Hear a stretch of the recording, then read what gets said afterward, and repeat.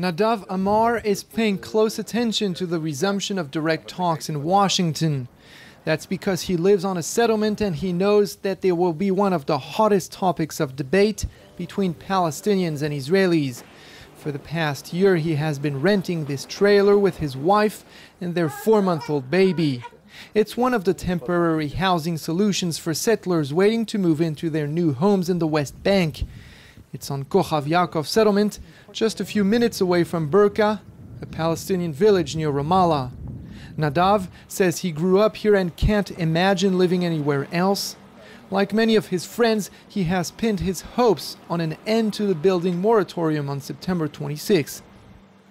It's a very important date for us because they put on hold a lot of construction projects in the settlement. There are a lot of young people waiting for their houses to be finished. Everything was ready, but they didn't have time to lay the foundations before the freeze began. Many paid a few $1,000s for their land in this settlement. But with the freeze, we're stuck here. Bernard also lives in Kochav Yaakov. He moved here 16 years ago with the help of the Israeli government. He sees the construction freeze as betrayal by Israel's leaders. He can't bear the sight of his neighbors living in these barracks while they wait for decisions to be made in Washington. If people really think that settlements are hurting Palestinians or that they're an obstacle to peace, then the government should openly try to kick us out of here. It's unacceptable for them to tell us on the one hand, go build your homes in the West Bank for the good of Israel, and on the other hand tell us, sorry, you're going to have to live in barracks and not proper houses because of Obama or the Quartet. We don't care about them. Back in Jerusalem, Naftali Bennett chairs the Yesha Council, which promotes settlers' rights.